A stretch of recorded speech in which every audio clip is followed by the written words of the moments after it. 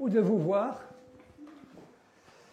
parce que nous allons passer un bon moment autour du Seigneur et de sa parole. Donc je vais le remercier déjà avec vous. Seigneur notre Dieu, nous savons que tu es là au milieu de nous, parce que nous sommes rassemblés au nom de Jésus. Et nous savons que là où 2 ou 3 sont assemblés en ton nom, tu es présent. Et nous voulons honorer ta présence. Nous voulons nous incliner devant toi, te remercier de diriger ces moments, te remercier de faire ce que tu as fait, Seigneur, pour la marchande de pourpre Lydie. Tu lui as ouvert le cœur pour qu'elle comprenne ta parole. Merci d'ouvrir nos cœurs à ta parole. Parce que ta parole, c'est le bien le plus précieux que nous puissions avoir sur cette terre. Et que ton nom soit glorifié et béni aujourd'hui au milieu de nous, Seigneur, le nom de Jésus. Et ton nom, mon Père, qui a envoyé Jésus. Nous nous inclinons devant toi, nous t'adorons, nous te bénissons, nous te remercions pour ce que tu fais, pour ce que tu as fait, pour ce que tu vas faire. Au nom de Jésus, Amen. Amen. Amen. J'avais à cœur aujourd'hui de voir avec vous, d'étudier avec vous le sujet de la prière. Vous savez combien c'est important, la prière. C'est une des 4 bases de la vie de l'Église de Jésus-Christ. Tel qu'il l'est décrit dans Actes 2, 42, après la Pentecôte, il est dit que Pierre a prêché un message tout simple. Et ce message a conduit les Juifs qui l'écoutaient à la repentance. Ils ont eu le cœur touché et ils ont dit, qu'est-ce qu'il faut faire maintenant? Et Pierre leur dit, repentez-vous. Ça veut dire quoi, repentez-vous? Ça veut dire, reconnaissez devant Dieu que vous avez péché. Reconnaissez que vous êtes pécheur, bien que juif. Et que vous avez besoin d'être lavé de ce péché. Vous savez que nous sommes tous pécheurs de naissance. Vous ne pouvez rien faire contre. On est tous nés dans le péché à cause de nos ancêtres qui ont chuté et qui nous ont transmis ce péché dès la conception dans notre corps physique, pas dans notre esprit au départ, dans notre corps physique, le péché est incrusté. C'est une puissance.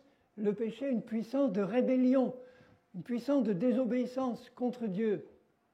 Et donc on est tous nés avec ce fardeau qui nous a tous poussés à pécher et qui nous a plongés tous dans la mort spirituelle. Il y a des gens qui sont très bien dans ce monde et qui ne se doutent pas qu'ils sont morts spirituellement, qui sont coupés de Dieu. Ils peuvent croire en Dieu, mais Dieu est loin, Dieu est... Je donnais il n'y a pas longtemps mon témoignage en Bretagne et je disais que pour ma part, avant de me convertir, je me sentais très bien. Je n'avais pas besoin de Dieu. Je n'avais pas de vide dans mon cœur, j'étais très bien. Ça arrive donc qu'on soit très bien sans Dieu. C'est une illusion. Mais comme j'avais tout ce qu'il fallait pour me rendre heureux dans cette vie, j'étais bien. La seule chose qui me tracassait, c'était que je devais mourir un jour et que je ne savais pas où j'irais après. Mais je me disais, tu as le temps, tu es jeune, tu n'as même pas 30 ans, tu verras. Tu as le temps d'y penser. Donc je profitais à plein de la vie, et je peux vous dire que je n'avais pas besoin de Dieu, et que j'étais heureux, parfaitement heureux comme j'étais. Il a fallu que le Saint-Esprit me convainque dans mon cœur que j'étais pécheur. Ça, c'est le plus grand des miracles qu'on peut recevoir de Dieu. Parce que j'avais aucune conscience que j'étais pécheur. J'avais juste conscience que j'avais quelques défauts. Et encore pas grand-chose.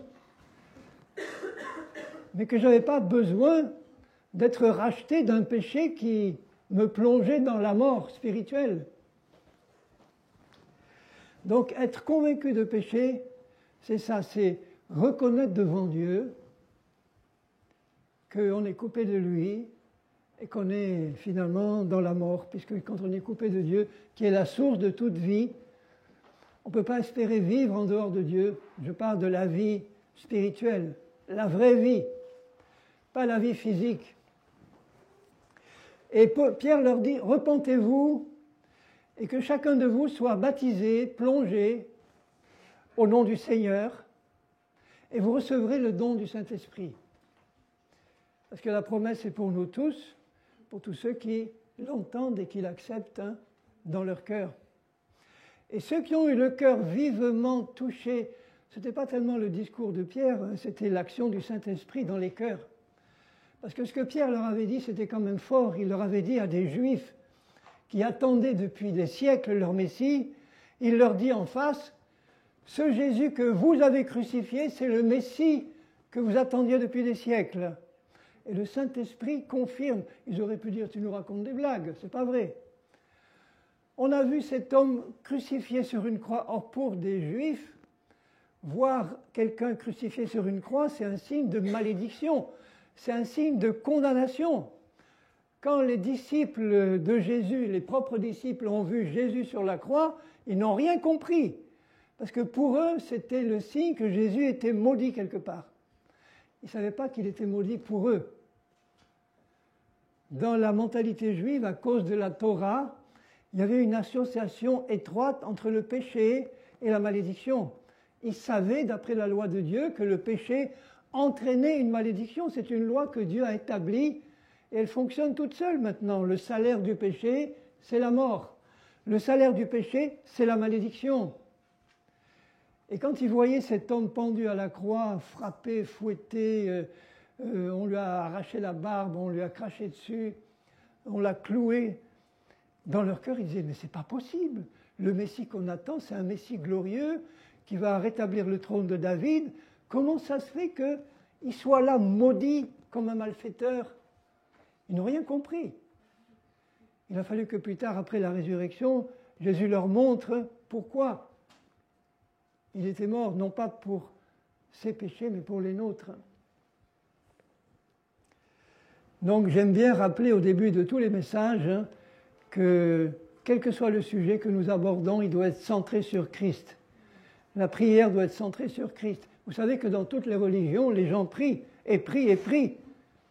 Vous avez des hindous, vous avez des shintoïstes, etc., des musulmans, qui prient bien plus que des chrétiens, qui passent des heures dans des monastères bouddhistes ou hindous, ils passent leur vie à prier. Mais qu'est-ce que c'est comme prière? Qu'est-ce qu'ils ont comme résultat?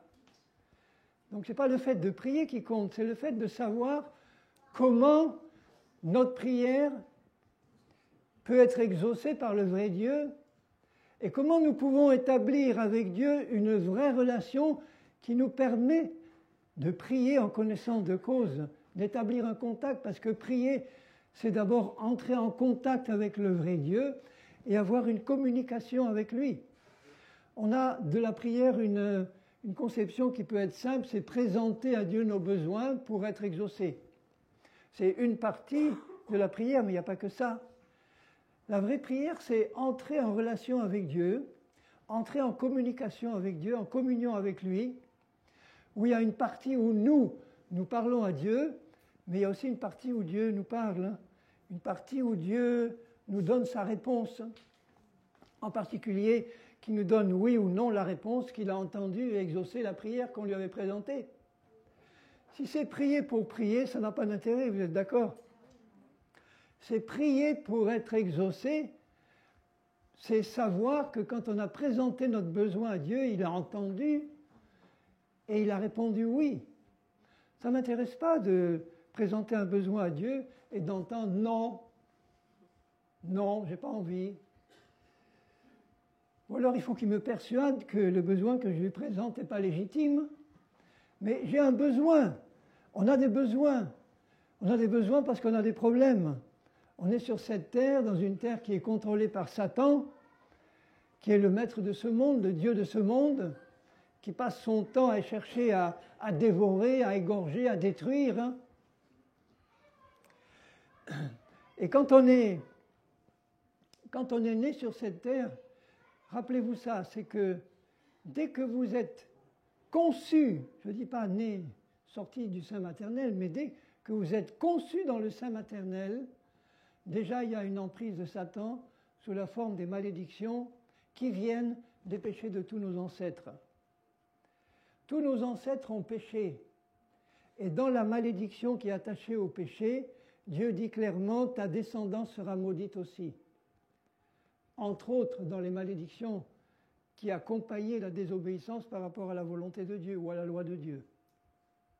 J'ai compté personnellement dans le fameux chapitre 28 de Deutéronome où Dieu dit « Voilà les malédictions qui viendront sur toi si tu désobéis à ma volonté. » Que tu le saches ou pas, que tu saches que tu désobéisses ou pas, tu enclenches une loi qui va faire descendre sur toi des malédictions. Il y en a 150, en 55 versets, 150 malédictions distinctes, dont une liste de 21 maladies, infirmités, et la dernière de la 21, il dit, sans compter toutes les maladies qui ne sont pas dans la liste qui vient d'être nommée.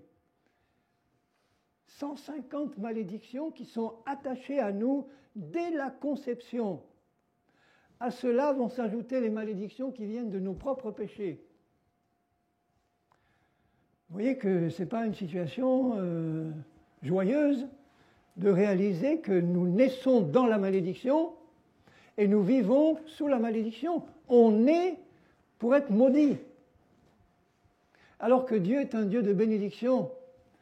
Voyez donc que dans la pensée de Dieu, la première chose qui veut nous faire comprendre que c'est un Dieu d'amour, que c'est un Dieu qui aime bénir, que c'est un Dieu qui aime délivrer, que c'est un Dieu qui aime guérir, que c'est un Dieu qui aime donner le salut, c'est-à-dire la communion avec lui, le fait d'être en communion avec le vrai Dieu.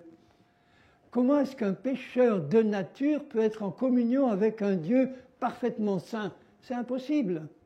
Ça reste au niveau de la religion. Toutes les religions du monde, ce sont des hommes pécheurs qui essayent avec leurs moyens de grimper jusqu'à Dieu sans pouvoir y arriver parce qu'il est inaccessible. Il a fallu que ce soit Dieu qui descende à notre niveau en la personne de Jésus, son Fils. Et Dieu a tant aimé ce monde pourri dans le péché qu'il a envoyé son propre Fils pour mourir sur une croix, pour porter dans son corps le péché, tous nos péchés, et porter en même temps la malédiction qui était associée à ce péché. Ça ne serait pas juste que Dieu expie nos péchés par le sacrifice de Jésus, qu'il pardonne nos péchés, et qu'il fasse encore reposer la malédiction du péché sur nos vies. Ça ne serait pas juste. Donc Jésus a commencé par prendre sur lui nos péchés, tous nos péchés, du premier homme qui existe, qui a existé, c'est-à-dire Adam et Ève, jusqu'au dernier homme qui va vivre sur cette terre avant qu'elle soit détruite. Tous vont pécher, tous ont péché. Eh bien, tous ces péchés-là, Dieu les connaissait d'avance et il les a volontairement, avec l'accord de son Fils, il les a placés dans le corps de Jésus. Pas dans son âme, pas dans son esprit, qui sont restés purs, puisqu'il est Dieu le Fils, il ne peut pas être contaminé dans son esprit, qui est l'Esprit de Dieu, il ne peut pas être contaminé par le péché. C'est impossible. Dieu ne peut pas mourir spirituellement. Jésus étant Dieu le Fils, ne pouvait pas mourir spirituellement comme le pécheur. Il a dû s'incarner dans un corps de chair comme nous, pour prendre dans son corps, nous dit 1 Pierre 2, 24, lui qui a porté dans son corps nos péchés sur la croix, afin que, mort au péché, nous vivions pour la justice. Mort au péché, ça veut dire que maintenant, tous nos péchés sont effacés.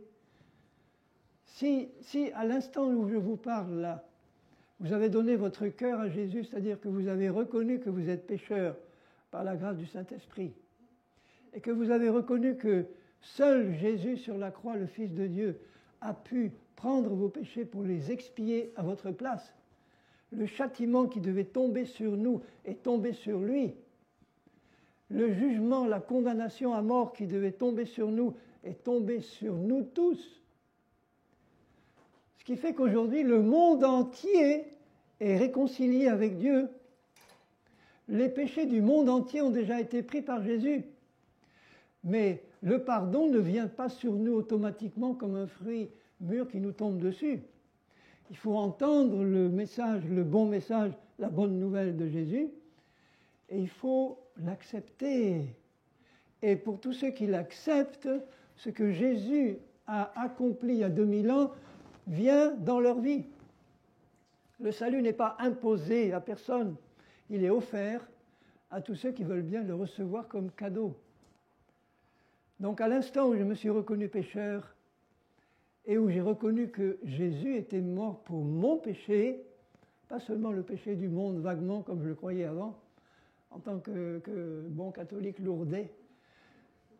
Lourdais, ça veut dire né à Lourdes. Hein. Mais j'ai accepté la vérité que mes péchés étaient pardonnés.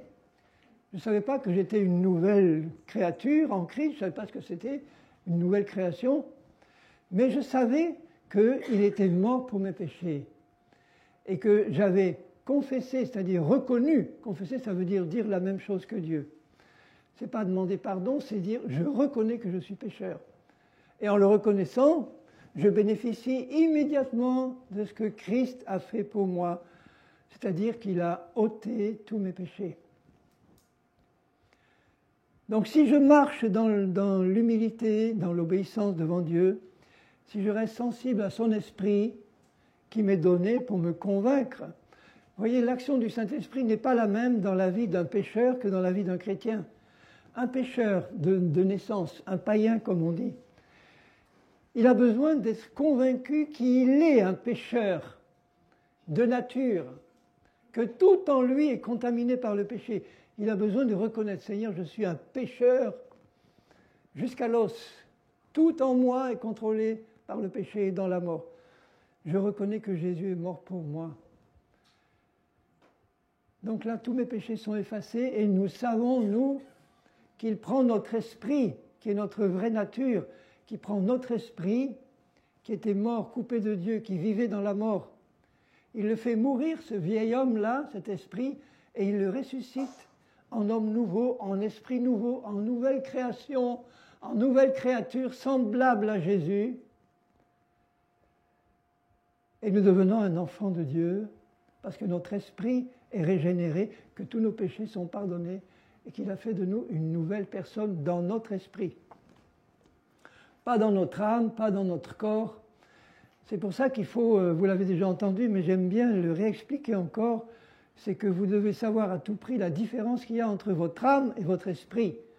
Votre esprit, c'est l'être intérieur profond qui est notre véritable personne. Quand quelqu'un meurt, c'est son esprit qui part dans l'éternité, soit avec Dieu, soit dans le jugement, selon qu'il a accepté ou pas le Seigneur. Et il se retrouve consciemment dans son esprit, et dans l'au-delà, l'âme et l'esprit sont un. Mais sur la terre, l'âme et l'esprit ne sont pas un.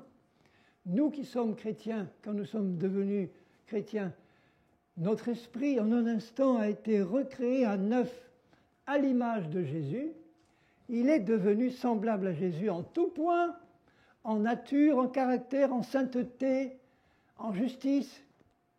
Il y a de nombreux passages qui nous disent que nous devenons en Christ justice de Dieu parfaite. Il nous donne sa justice et nous devenons justes comme lui. Vous trouverez ça dans 2 Corinthiens 5. 2 Corinthiens 5. Vous pouvez dire, oui, mais qu'est-ce que ça a un rapport avec la prière, tout ça? Vous allez voir. C'est très important de le savoir. 2 Corinthiens 5, 17, si quelqu'un est en Christ, si quelqu'un, il ne dit pas si quelqu'un est pentecôtiste ou baptiste, ou si quelqu'un est en Christ. Pour Christ, il n'y a qu'une seule Église, c'est tous ceux qui sont en Christ par la repentance et la foi en Jésus. Il est une nouvelle création. Et tout ce que Dieu crée, c'est parfait, c'est beau. Quand il a créé le monde, à la fin de chaque journée, il est dit « et tout cela était bon ». À la fin, quand il crée l'homme, il dit « tout cela est très bon ». Il a créé, il recrée en nous, à notre nouvelle naissance, un être intérieur qui est ta vraie personne, qui a même un nouveau nom. Et cette nouvelle personne-là, elle n'a rien à voir avec ce que tu étais avant en tant que personne vivant sur cette terre-là. Et ça, je ne le savais pas le jour où je suis né de nouveau. Je sais que ce jour-là, il s'est passé quelque chose, mais tu m'aurais dit, tu es une nouvelle créature, j'aurais dit, je ne la vois pas, cette nouvelle créature, elle est où? Elle est cachée dedans. Maintenant, mon âme, c'est mon être conscient, ordinaire, normal. Nous savons que nous avons un corps, et nous avons à l'intérieur un être conscient, qui est notre âme, qui est le domaine des psychologues. Psychologos, ça veut dire la science de l'âme, c'est-à-dire ils étudient nos pensées, nos raisonnements, ils étudient nos émotions, ils étudient notre volonté, les mécanismes de l'âme humaine, comment ça fonctionne. Mais ça, c'est au niveau de notre âme, de notre personnalité consciente. Hein.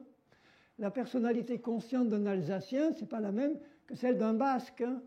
La personnalité consciente d'un Basque, ce n'est pas la même que celle d'un Zimbabwéen ou d'un Congolais, parce que derrière, il y a une hérédité, il y a une culture, il y a une éducation, il y a une formation au cours des années qui a façonné dans notre âme la perception qu'on a de nous-mêmes, de notre personne. Et cette personne-là dont nous sommes conscients que nous avons des qualités, des défauts, des problèmes, etc. C'est au niveau de notre âme, tout ça, notre personnalité consciente. Le problème des chrétiens, c'est qu'ils ne savent pas qu'à l'intérieur encore plus profond, Dieu a recréé en nous une nouvelle personne qui est semblable à Jésus. Et cette nouvelle personne, elle n'a rien à voir avec leur personnalité consciente de leur âme. Elle a, par rapport à notre personnalité consciente, notre esprit recréé par Dieu, il y a autant de différences qu'entre la grande lumière du plein jour à midi et les ténèbres les plus noires. Donc vous voyez, on a besoin de changer de notre personnalité. Jésus il dira même plus loin, il dira, il faut que, qu'est-ce qu'il dit, si tu veux être mon disciple, il faut que tu renonces à toi-même. De quel toi-même il dit? De la personne que tu as toujours été à tes yeux jusque-là. Parce que celle-là, elle est irréparable. On ne peut pas la réparer, la rapiécer, la transformer. Il faut la faire mourir et Dieu la ressuscite à neuf. C'est bien mieux comme ça. Mais alors que c'est Dieu qui se charge de ressusciter notre esprit et de lui donner les caractéristiques qu'il lui a données, c'est-à-dire la sainteté, la justice, la perfection qui sont celles de Dieu lui-même, notre esprit n'est pas parfait en connaissance, il est parfait en sainteté, en justice, il est parfait dans sa nature, dans son caractère, il a le caractère et la nature de Jésus. C'est quand même intéressant de savoir ça, et de savoir comment je vais pouvoir faire sortir cet esprit-là de sa coquille charnelle, dans laquelle il est enfermé, tant que dans mon âme consciente, cette âme-là n'a pas été transformée, renouvelée par la parole de Dieu, pour qu'elle commence à comprendre ce qui s'est passé à l'intérieur et à l'accepter et à croire. Et quand tu sais que Dieu a créé en toi un esprit de cette qualité-là, que tu le sais par la parole, tu n'as qu'un désir, c'est abandonner au plus vite la personne que tu étais jusque-là et à laquelle quand même tu étais si attaché parce que tu n'avais que ça pour vivre, que tu réalises ce que Jésus a fait dedans. Et là, ton cri du cœur, c'est « Seigneur, je veux absolument que la vraie personne que je suis dedans se manifeste dans tous les domaines de ma vie maintenant. Je ne veux plus rester attaché à la personne que j'étais avant, qui pour toi a disparu. Donc je ne dois pas m'accrocher comme à une bouée de sauvetage à cette personne-là en disant « Seigneur, j'ai toujours été comme ça, je suis accroché à ma personnalité, alors s'il te plaît, travaille avec moi à l'améliorer, à la transformer. » Je dis « Non, ça ne marche pas comme ça. Il faut que tu renonces à ce que tu étais avant dans cette personne-là, elle n'a plus d'intérêt pour moi. Identifie-toi par la foi à la personne que je dis que tu es et que tu ne vois pas encore. Ça nécessite la foi, ça. On va parler beaucoup de foi dans la prière, parce que la prière que Dieu exauce, la seule prière que Dieu exauce, c'est une prière de foi, qui s'appuie sur ses promesses et sur sa parole. Mais vous voyez que la prière d'un chrétien qui se considère toujours, parce qu'il n'a pas compris qui il est dans l'esprit, donc dans sa conscience, dans son âme, qui est toujours plus ou moins contrôlée par le péché tant qu'elle n'est pas renouvelée, dans son âme, il se considère toujours comme un pécheur.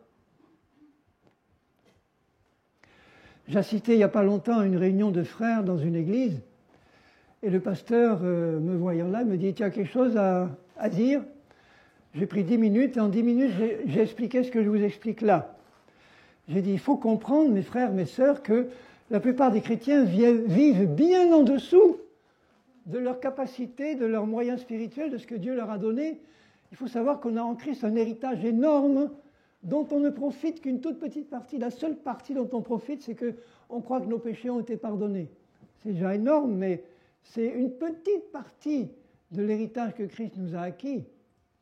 Je leur dis, il faut que vous sachiez que ce que la Bible appelle votre vieil homme, c'est-à-dire l'esprit non régénéré, il a été crucifié avec Christ. Et que Dieu l'a transformé en homme nouveau, semblable à lui. Il faut que vous sachiez maintenant que vous n'êtes plus pécheurs de naissance, mais que vous êtes des saints qui peuvent encore pécher tant que leur âme n'a pas été renouvelée. Mais dans votre vraie nature, vous êtes des saints. Comme il le dit aux Corinthiens, qui étaient pourtant les plus charnels des chrétiens, il leur dit, vous les saints qui êtes à Corinthe, hein, vous êtes encore charnels parce que votre intelligence n'a pas été renouvelée.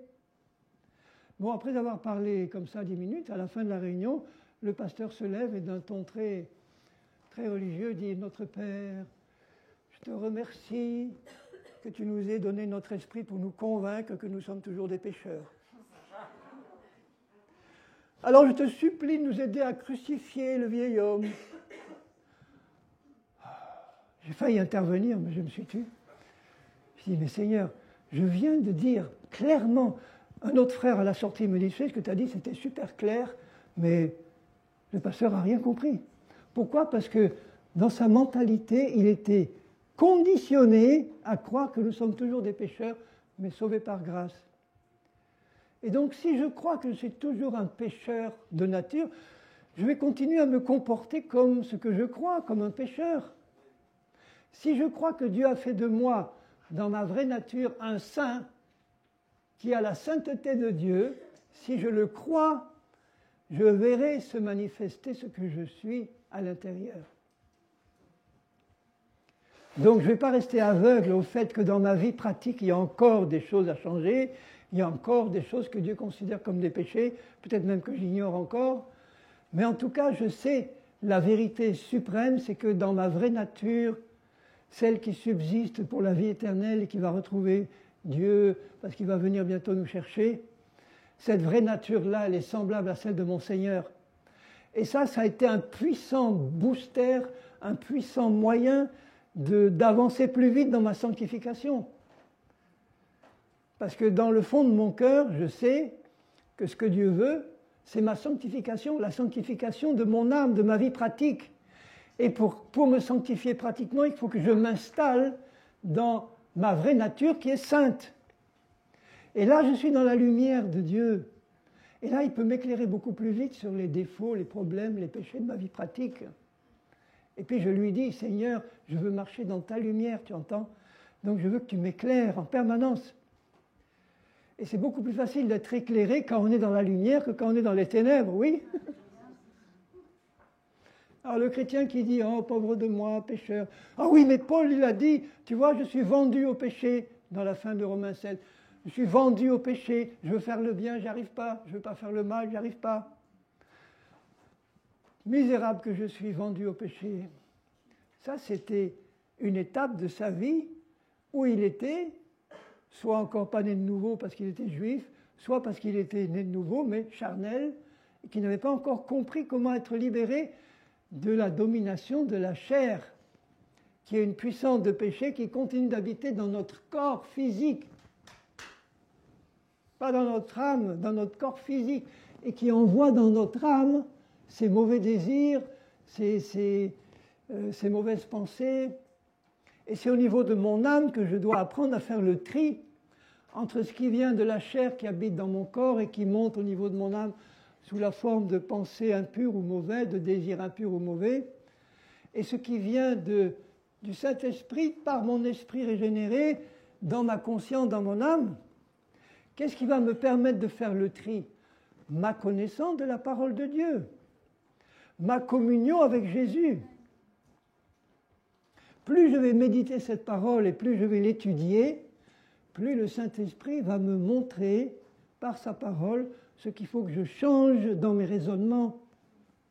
Toutes les doctrines sont des raisonnements. Alors les doctrines que j'ai reçues avant de me convertir, ou si j'étais dans des églises où on m'a enseigné des choses qui n'étaient pas justes, tout ça, ça a accumulé des strates dans ma conscience, là, qui ont besoin d'être balayées, nettoyées par la vérité de la parole. Vous connaîtrez la vérité, et la vérité vous affranchira de quoi? De tous les mensonges que vous avez reçus quand vous étiez enfant de Satan, ou quand vous avez reçu des tas de doctrines qui n'étaient pas justes. Il faut savoir qu'à chaque fausse doctrine, il y a un démon qui est attaché, parce que c'est lui qui conçoit, Satan, toutes les fausses doctrines. Et il essaye de les habiller de manière les plus évangéliques possible, pour que ça passe plus facilement dans l'intelligence et le cœur des enfants de Dieu. Alors si je crois à un mensonge, c'est ce mensonge qui va se réaliser dans ma vie. C'est ce que nous croyons qui se réalise dans nos paroles et dans nos actes. Et ce que nous croyons dépend de ce que nous pensons. Juste, si le diable a réussi à te faire croire que ces mensonges bien habillés, c'était la vérité de Dieu, que tu as entendu ces paroles et que tu les as crues justes et que tu crois que c'est la vérité maintenant, cette vérité qui est maintenant enfoncée dans ton cœur sous forme de conviction va produire des paroles et des actes conformes à ce que tu crois. Donc ça va te maintenir enchaîné dans l'erreur et le mensonge. Et Satan tient l'Église comme ça, par des fausses doctrines, par des traditions humaines, par des traditions d'hommes qui n'ont rien à voir avec la pure vérité de la parole. Il y a un mélange, hein, et Dieu a horreur des mélanges. Dieu est pur dans tout ce qu'il fait, sa parole est absolument pure, son esprit est pur, et son esprit s'est engagé, Jésus s'est engagé par son esprit à nous conduire dans toute la vérité. Et nous devons avoir dans notre cœur un désir de connaître la vérité. Qui serait intéressé par être conduit par des mensonges? Personne. Donc le diable ne va pas vous dire, il ne va pas arriver en disant « Tiens, je vais t'apprendre de gros mensonges ». Vous seriez bien bête de les croire si le diable arrive en vous disant « Tiens, voilà un certain nombre de mensonges, crois-les ». Personne ne le suivrait. Il vous présente ça comme des vérités. Mais non, Dieu n'a pas vraiment dit ça. Il a plutôt voulu dire ça. Ah, oui, ça a l'air logique, mais ça ne correspond pas du tout à la vérité de la parole. Donc on doit être, en tant qu'enfant de Dieu, notre désir numéro 1, c'est Seigneur, je veux te connaître, toi, celui que tu as envoyé. Et cette parole-là, elle est en accord parfait avec Jésus, puisque c'est lui qui l'a inspirée. Donc mon désir numéro 1, c'est de connaître cette parole en esprit et en vérité telle que tu l'as donnée, Seigneur. Parce que pour toi, il n'y a qu'une seule interprétation, c'est la tienne. Et quand les hommes font leurs interprétations sur lesquelles sont basées toutes leurs dénominations sont fondées sur une certaine interprétation de la parole. L'autre, c'est une autre interprétation. Voilà, il y en a qui baptisent par immersion, il y en a qui baptisent avec 3 gouttes sur la tête un bébé, il y en a qui baptisent par l'avant, d'autres qui baptisent par l'arrière. Ça suffit pour créer 2 dénominations qui ne sont pas d'accord. Il y en a qui baptisent 3 fois au nom du Père, au nom du Fils, au nom du Saint-Esprit. Et ça suffit pour faire une église qui va être séparée des autres. C'est terrible, hein? Mais si dans le cœur nous avons ce désir ardent de dire Seigneur, je veux connaître la vérité parce que tu es la vérité, je ne peux pas vivre en communion avec toi si je ne connais pas la vérité. Et j'ai besoin de la connaître déjà pour être en communion avec toi qui est la vérité, mais j'ai besoin de la connaître pour être exaucé dans mes prières. Regardez ce qu'il dit dans la première épître de Jean, au chapitre 5. Première épître de Jean, chapitre 5, et versets 14 et 15. Nous avons auprès de lui, du Fils de Dieu, cette assurance Ah ça c'est merveilleux d'avoir une pleine assurance. Cette assurance, ça veut dire quoi assurance? Ça veut dire certitude. Certitude que si nous demandons quoi que ce soit, quelque chose, ça veut dire quoi que ce soit, selon sa volonté à Dieu, il nous écoute. Et si nous savons qu'il nous écoute, nous savons que nous possédons maintenant la chose que nous lui avons demandée, même si on ne l'a pas encore vue de nos yeux physiques, nous savons que nous la possédons et donc on est en paix. C'est exactement comme si Jésus nous était apparu en disant, voilà, j'ai entendu ta prière, d'accord, tu es exaucé. Là, vous ne commenceriez pas à frétiller en disant, je ne le vois pas encore, Seigneur, mais alors, si je ne le vois pas, peut-être que tu ne m'as pas exaucé. Vous ne diriez pas ça. Vous diriez, Jésus m'a dit, je t'ai exaucé. Donc, même si je ne le vois pas tout de suite sous mes yeux, je sais que Dieu est fidèle à sa parole et que je le verrai, à condition que je n'abandonne pas cette assurance. Parce que si le diable vient tout de suite après en me disant, tu sais, il n'a pas vraiment voulu te dire ça, hein, et c'est ce qu'il a dit à Adam et Ève. Hein. Donc je dois rester ferme, mais comment est-ce que je peux avoir cette assurance que je demande quelque chose selon sa volonté? En connaissant sa volonté, tout simplement. Si je prie Dieu sans être sûr de sa volonté, je serai obligé de dire, Seigneur, si c'est ta volonté de me donner ça, eh bien, donne-le-moi. Si ce n'est pas ta volonté, eh bien, je ne l'aurai pas. Bon, ça peut être le cas pour un certain nombre de choses qui ne sont pas écrites dans la parole, pour lesquelles il n'y a pas de promesse précise. Je prends un exemple, si je travaille à Strasbourg et que j'en ai assez de la vie de Strasbourg, c'est une belle ville, mais enfin bon, et que j'ai envie de déménager dans le Midi, chercher du travail là-bas, il n'y a rien dans la Bible qui me dit que tu dois vivre à Strasbourg ou dans le Midi. Donc je vais prier en disant, Seigneur, si c'est ta volonté que j'aille m'installer dans le Midi, eh bien j'irai. Alors, fais en sorte que tu me donnes une conviction qui vient de ton Saint-Esprit, là. Parce qu'il n'y a rien d'écrit dans ta parole. Il est juste écrit que tu pourvoiras mes besoins, que si j'ai besoin d'un travail, j'en aurai, etc. Mais... Donc Dieu me laisse un certain choix, mais c'est quand même lui qui s'engage à me diriger par son esprit, si je suis son enfant, et que si ce n'est pas sa volonté que j'aille dans le Midi, il va me le faire savoir, parce qu'il voit que je veux faire sa volonté.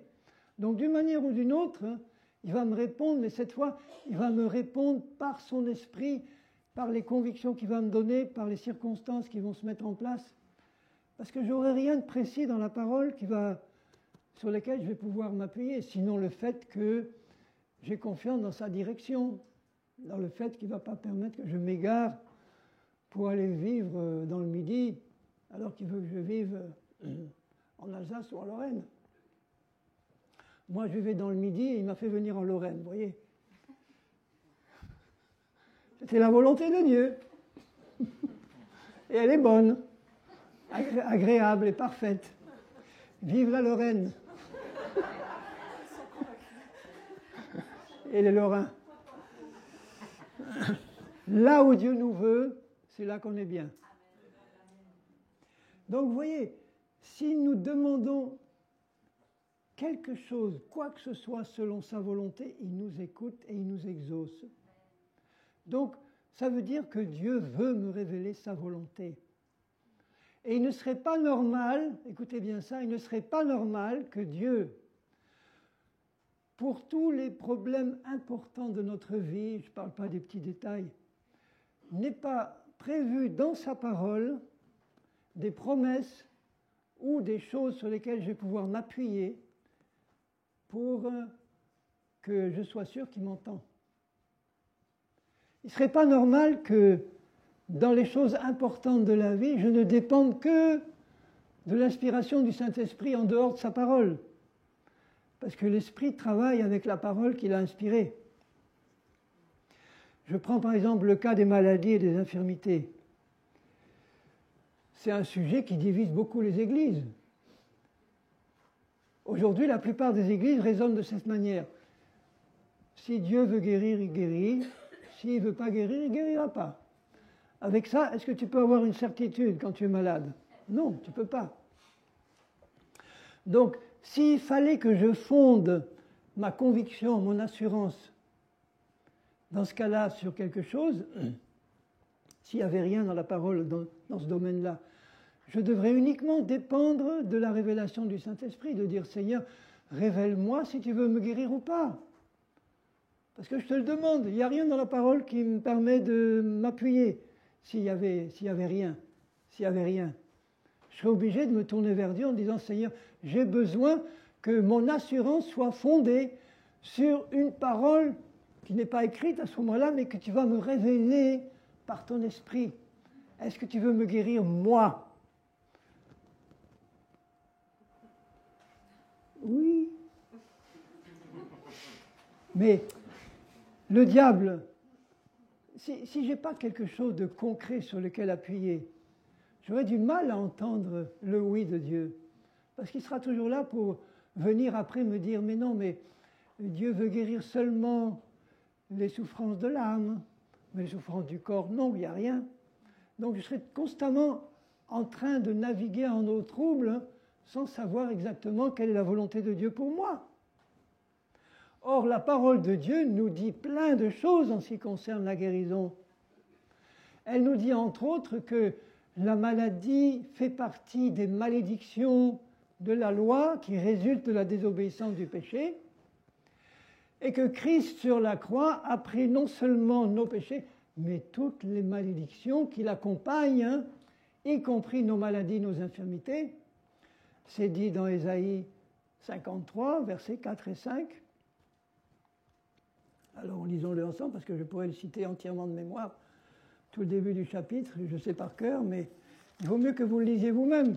Si vous ne le savez pas, ça vous permettra de le savoir, au moins. Si vous le savez, ça vous permettra de vous fortifier dans la foi. Ésaïe 53, verset 4. « Cependant, il a porté nos souffrances, il s'est chargé de nos douleurs. » La traduction est très mauvaise. L'hébreu dit « il s'est chargé de nos maladies et il a porté nos douleurs. Nous l'avons considéré comme puni, frappé de Dieu et humilié, mais il s'est blessé pour nos péchés, brisé pour nos iniquités. Le châtiment qui nous donne la paix est tombé sur lui, et c'est par ces meurtrissures que nous sommes guéris. » Qui c'est les nous en question là? C'est tous les hommes. Il parle des péchés de qui là? De nous tous. Il parle des maladies de qui? De nous tous. Et si la maladie fait partie des malédictions de la loi, des jugements qui suivent le péché, les Juifs le savaient très bien ça, puisque dans l'ancienne alliance, ils avaient une alliance de guérison avec l'Éternel. Je suis l'Éternel qui te guérit. Si tu obéis à mes commandements, je ne mettrai aucune maladie sur toi. Aucune. Parce que je suis l'Éternel qui te guérit. Donc, dans la pensée juive, la maladie, c'est clairement une malédiction causée par le péché. Ils n'avaient peut-être pas une aussi bonne réalisation que ce n'est pas forcément le péché du malade, ça peut être un péché hérité de ses ancêtres. Vous vous rappelez la question qui est posée à Jésus? Lui, il est aveugle de naissance. Alors, c'est par le péché de qui qu'il est aveugle? Il savait que c'était un péché qui avait causé ça. Les Juifs le savent. Est-ce que c'est lui qui a péché ou ses parents? C'est un peu stupide comme question, parce que comment le bébé dans le sein maternel, s'il est né aveugle, il n'a pas pu pécher dans le sein maternel. Donc c'est forcément ses parents ou d'autres. Mais Jésus dit, c'est ni lui ni ses parents dans le sens, ça remonte beaucoup plus haut. C'est pas lui ni ses parents, c'est Adam et Ève. Hein, afin que vous sachiez, afin que Dieu puisse se glorifier dans la guérison de cet homme-là. Vous vous rappelez quand on lui amène un paralytique porté par 4 hommes, et que Jésus, voyant leur foi, s'adresse à l'homme et lui dit « Mon enfant, tes péchés sont pardonnés. » Il n'était pas venu pour ça, il était venu pour être guéri. Mais en tant que juif, il savait que la maladie était la conséquence du péché. Donc quand il entend « Tes péchés sont pardonnés », dans la mentalité juive, ça veut dire que, donc, je n'aurais pas à supporter la conséquence des péchés non plus. c'est-à-dire ma paralysie. Afin que vous sachiez, leur dit Jésus, qu'est-ce qui est plus facile de dire à un paralytique tes péchés sont pardonnés ou lève-toi et marche? C'est plus facile de dire tes péchés sont pardonnés, personne ne le voit, bon. Afin que vous sachiez que le Fils de l'homme a sur la terre le pouvoir de pardonner les péchés. Pourquoi? Parce qu'il allait les prendre sur lui, sur la croix à tous. Donc tes péchés sont pardonnés. Il aurait pu dire ça à n'importe quel pécheur. Dans la rue, il s'adresse à un premier venu en disant tes péchés sont pardonnés.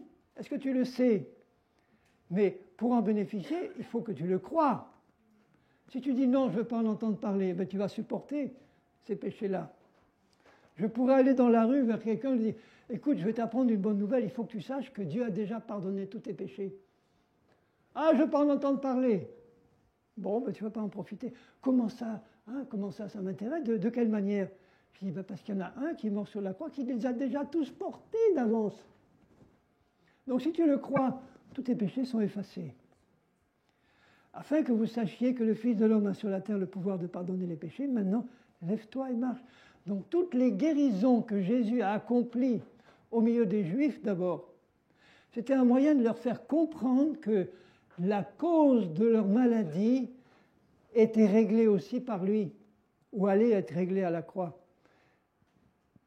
Il n'y a pas de meilleur moyen pour un Juif de savoir que ses péchés sont pardonnés que de recevoir une guérison de Dieu. Pour les païens, c'est autre chose, parce qu'ils n'avaient pas cette mentalité-là. Donc, ce ne serait pas normal, encore une fois, que Jésus ait porté sur la croix nos péchés, sans qu'il nous délivre aussi des conséquences de nos péchés.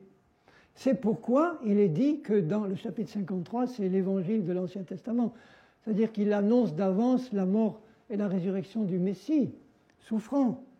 Et que là, il est clairement dit qu'il était puni pour nos péchés et qu'il a porté nos maladies, nos infirmités, toute la malédiction, les 150 malédictions de la malédiction de la loi. Il a tout porté.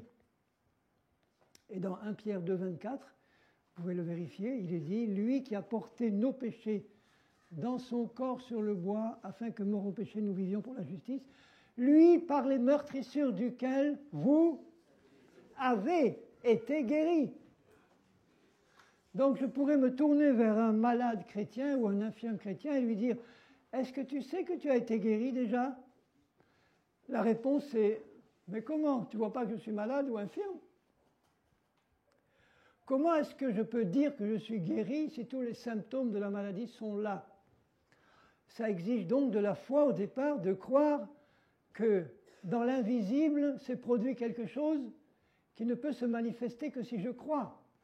Je ne dis pas ça pour culpabiliser les malades ou les infirmes, au contraire, je dis ça pour fortifier leur foi. Parce que la foi est un don de Dieu, mais notre foi doit s'appuyer sur ce qui est écrit, sur ce que Jésus a accompli. Et je le dis en connaissance de cause parce que Dieu m'a guéri d'une maladie incurable. Et je sais qu'il a duré des années, des années, des années. Et je sais ce que c'est que je n'avais pas des souffrances à hurler.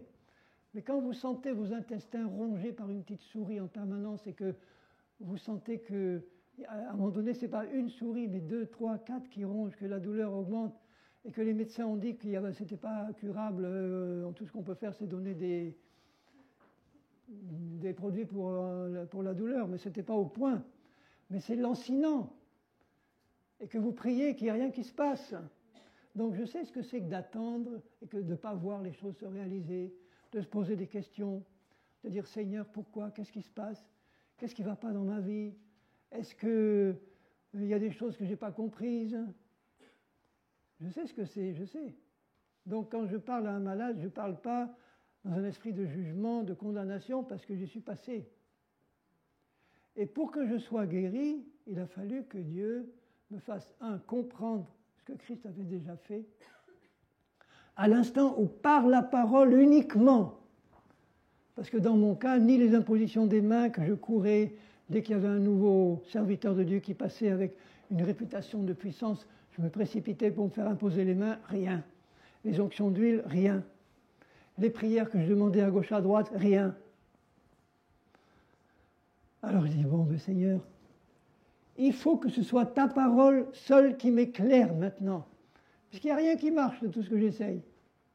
Et en réfléchissant, en méditant, j'ai fini par être convaincu un jour que Jésus avait porté cette maladie sur la croix. Mais ça n'a pas manifesté la guérison tout de suite. Ça a duré des années encore. Des années. Et pourquoi?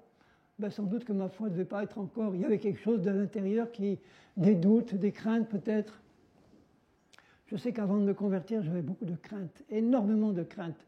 Crainte d'être malade, crainte de mourir prématurément, crainte. C'était un peu dans la famille. Hein. Et peu à peu, par la parole, le Seigneur a nettoyé ses craintes, nettoyé ses doutes, nettoyé ses questionnements, jusqu'à ce qu'il y ait une paix qui descende en disant « ça y est, je sais que c'est fait ». Maintenant que je sais que Dieu est pour moi, le combat, ça va être contre Satan.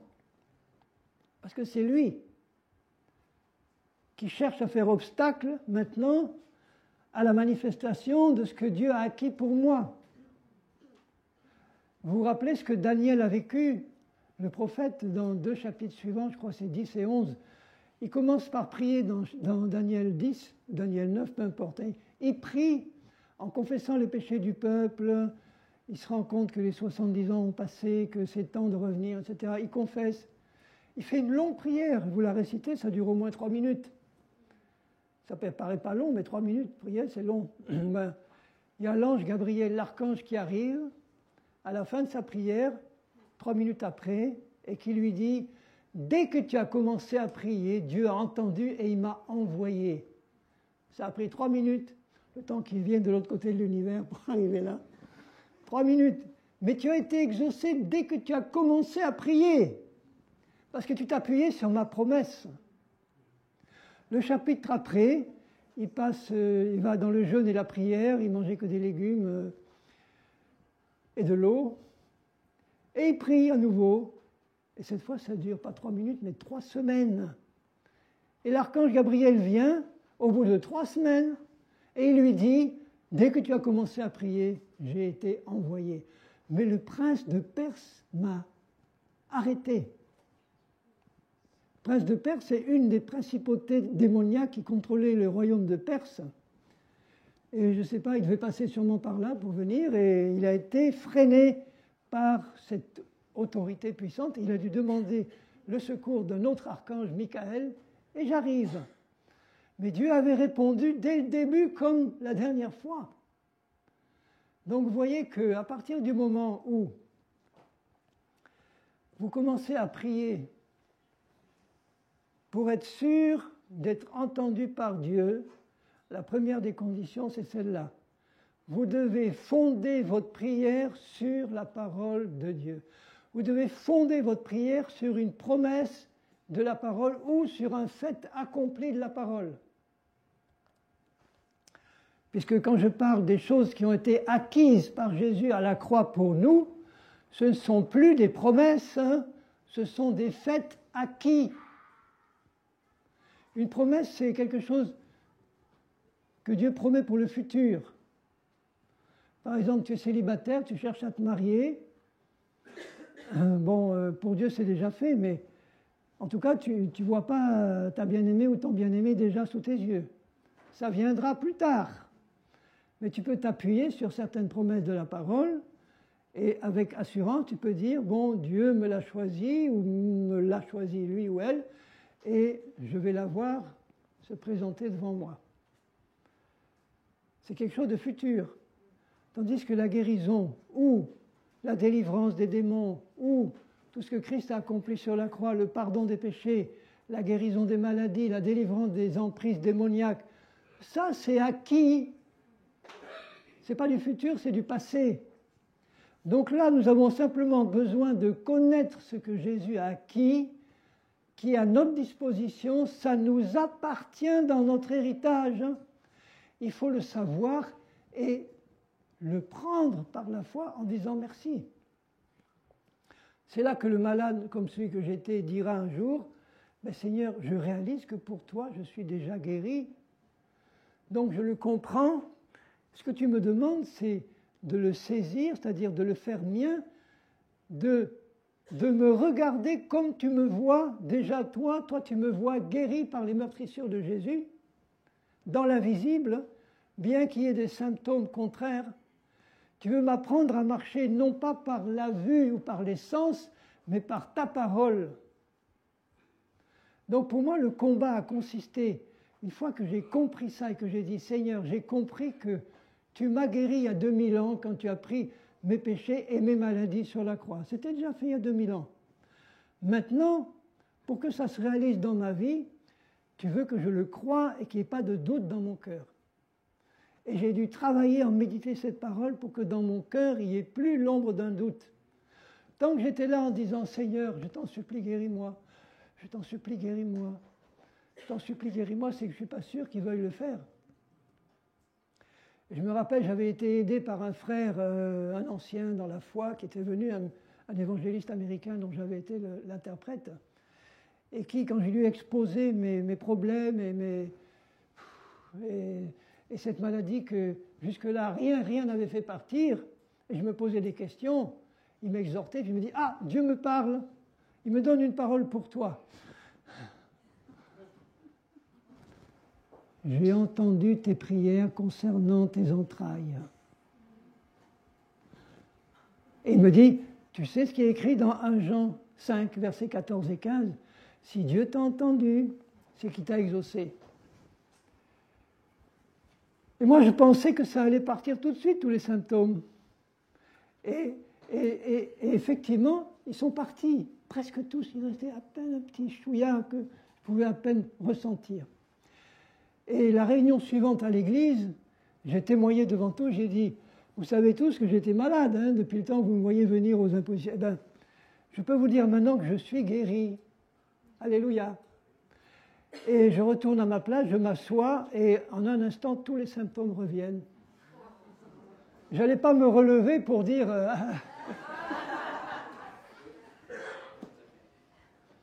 C'est là que j'ai compris qu'il fallait que j'apprenne à marcher par la foi. Et lui dire maintenant, Satan, tu ne peux jouer que sur les symptômes. Pour essayer de me faire douter, tu vas me coller tous les symptômes parce qu'il peut me donner des symptômes. Un symptôme n'est pas une maladie, c'est quelque chose que je ressens. Il y a des gens qui ne ressentent rien, qui sont malades à mort, et il y en a d'autres qui sentent des symptômes, qui sont guéris et qui ne le savent pas. C'était mon cas.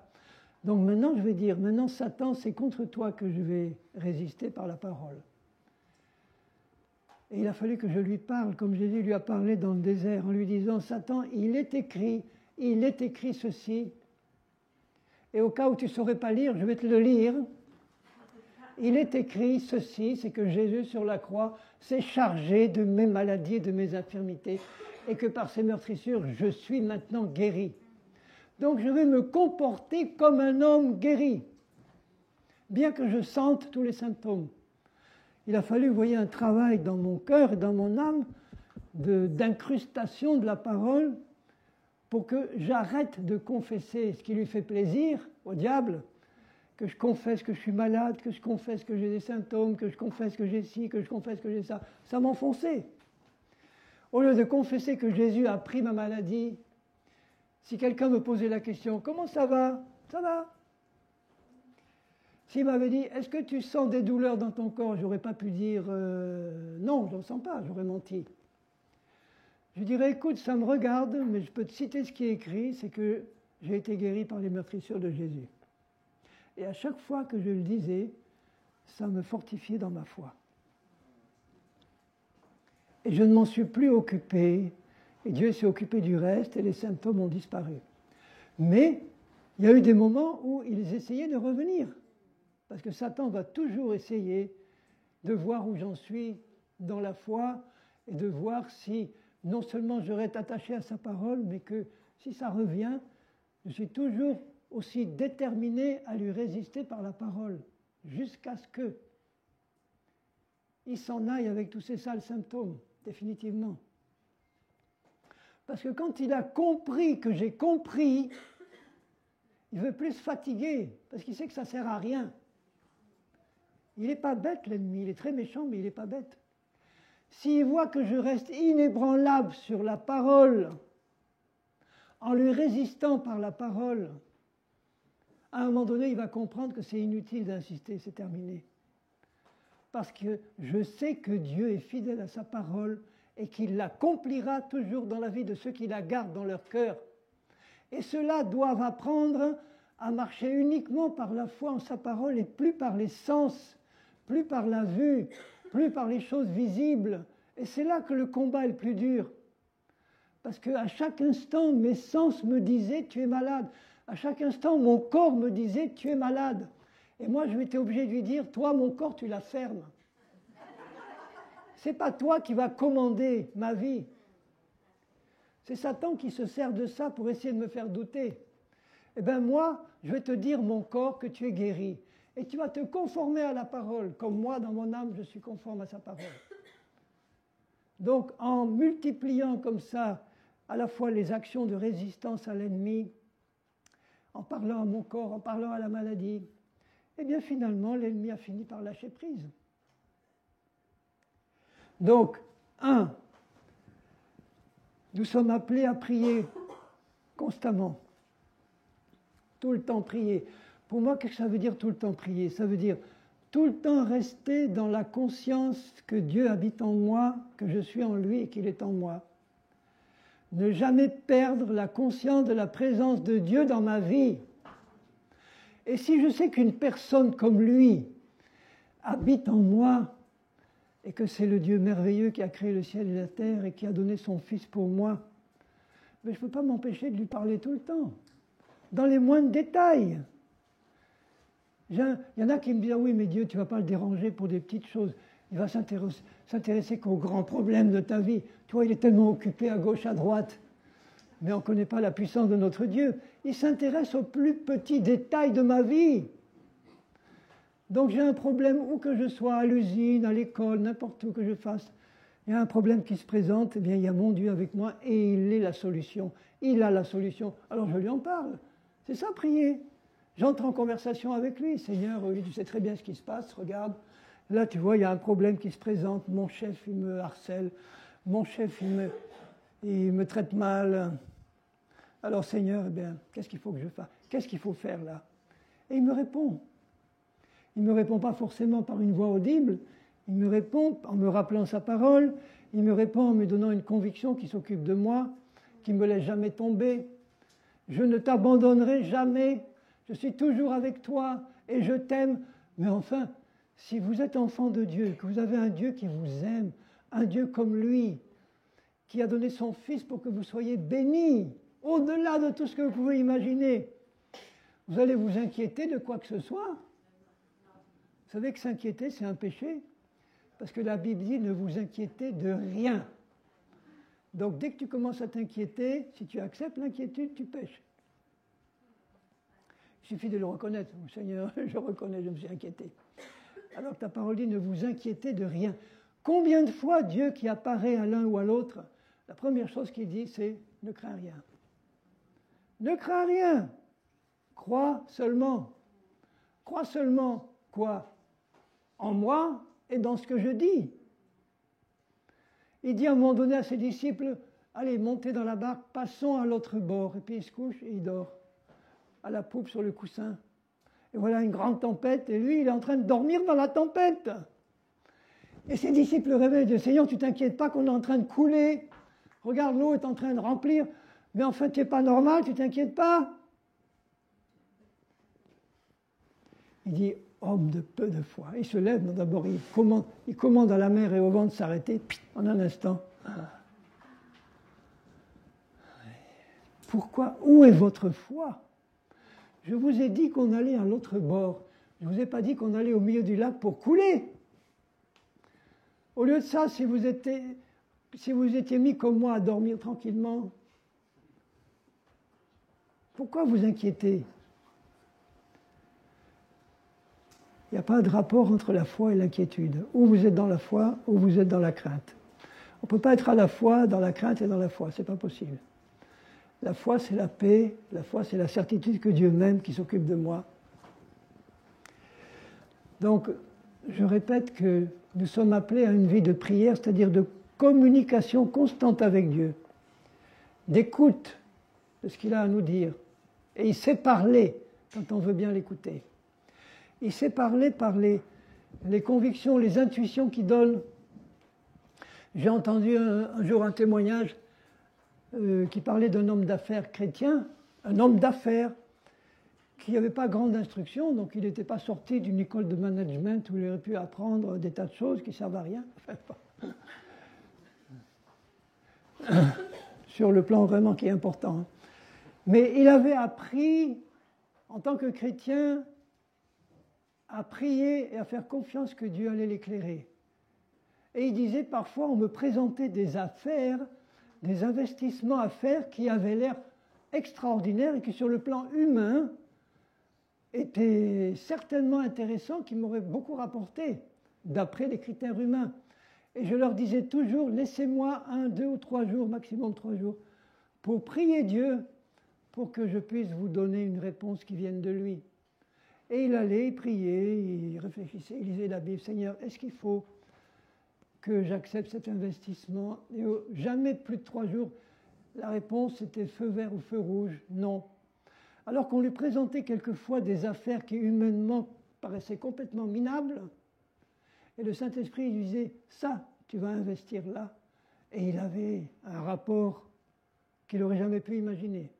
Et il n'a jamais perdu un sou dans les investissements qu'il a donnés. Pourquoi? Parce qu'il écoutait Dieu. S'il avait réfléchi comme un homme, il aurait tout perdu. Il se confiait dans l'intuition, l'assurance que Dieu lui donnait par son esprit. La petite voix de l'esprit qui donne des convictions, qui montre que dans le cœur, ça c'est à faire, ça c'est pas à faire. Mais pour ça, il faut prendre la peine d'écouter ce qu'il veut nous dire. Ça fait partie de la prière. La prière, c'est pas simplement déballer tous nos besoins devant Dieu, on déballe, on déballe, on déballe. Voilà, j'ai fini ma liste, Seigneur, merci, maintenant, je vais m'occuper de mes affaires, toi maintenant tu t'occupes de ce que je t'ai demandé. Non, c'est se mettre devant Dieu et écouter la réponse qu'il veut nous donner. Soit en nous rappelant sa parole, soit en nous donnant une conviction qui vient de l'esprit et qui va me donner de l'assurance. Donc ça, c'est la première des choses. Si vous voulez avoir une vie de prière qui est suivie d'effets, c'est-à-dire d'exaucement, fondez votre prière sur la parole de Dieu, sur les promesses de Dieu, sur les faits accomplis de Dieu, et là, vous pouvez être certain que vous êtes entendu et exaucé. Après, va commencer un combat de foi, parce que toutes les oppositions que vous allez pouvoir connaître après avoir prié, et même après avoir eu la conviction que vous avez écoutée, vous aurez des oppositions qui viendront de l'ennemi. Toutes les oppositions viennent à ce moment-là de Satan. Et là, il faut savoir entrer dans ce combat pour l'empêcher de faire ce qu'il veut faire, c'est-à-dire lui, il veut nous empêcher de recevoir ce qu'on a demandé. Et vous devez l'empêcher de le faire, en lui citant la parole et en entrant dans un combat contre lui personnellement, comme Jésus l'a fait dans le désert quand il a été tenté par l'ennemi. Jésus n'a pas paniqué. Imaginez Satan qui n'a pas eu peur de venir devant Jésus pour le tenter, lui dire « Si tu es le Fils de Dieu, alors fais ça, fais ça ». Il a même pris Jésus dans ses mains. Or Jésus, en tant que Fils de Dieu, avait une onction que personne d'autre n'a pu avoir à l'époque. Hein. Ça n'a pas fait peur à Satan. Hein. Il l'a pris, il l'a amené au pinacle du temple, et ensuite il l'a amené sur une haute montagne. Il n'était pas effrayé par la présence de Jésus. Vous croyez qu'il va être effrayé par la nôtre? Et Jésus, tranquillement, lui a dit simplement, « Satan, retire-toi de moi, car il est écrit, il est écrit, il est écrit. » Il a manié l'épée de l'esprit contre lui, et Satan n'a pu rien faire contre la parole de Dieu. Il nous a donné un exemple là. Donc si vous avez appuyé votre prière sur la parole et que vous êtes sûr que selon la parole vous avez été entendu, ne croyez pas que ça va empêcher le diable de vous attaquer. Au contraire, il va vous attaquer d'autant plus férocement qu'il voit que vous vous appuyez sur sa parole. Parce qu'il veut voir si vous êtes vraiment attaché à sa parole, à la parole de Dieu. Et il va tout faire pour que dans les choses visibles, vous puissiez être impressionné et commencer à douter. Et là, il y a un combat qui peut être pénible à mener, mais qui doit être mené. De dire, Seigneur, je suis dans la tempête, ou bien j'ai une montagne devant moi qui se présente là, sur ma route, et apparemment, je ne peux pas passer, mais ce n'est pas Dieu qui a mis la montagne. Vous vous rappelez ce que Jésus dit à ses disciples dans Marc 11 ?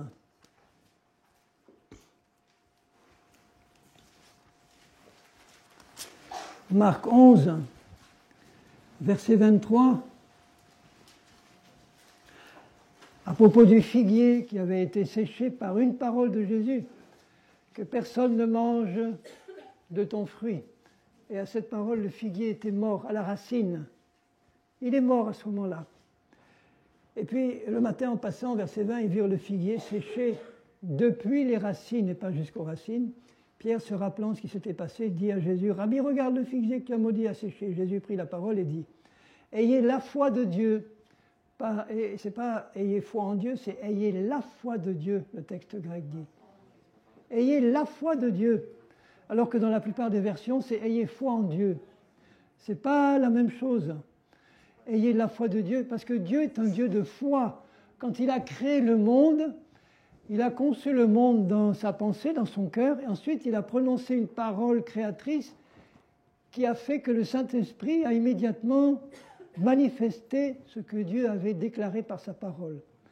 Mais quand Dieu a parlé comme ça, il n'a pas douté dans son cœur. Il n'a pas dit « essayons de voir si ça marche, je vais dire que la lumière soit, peut-être qu'elle va venir ou pas ». Non, il savait que ce qu'il allait dire allait s'accomplir. Il n'y a pas un gramme de doute dans le cœur de Dieu, c'est impossible. Puisqu'il est la parole et qu'il est... Bon, donc, ayez la même foi que Dieu, ça veut dire veillez sur l'état de vos cœurs.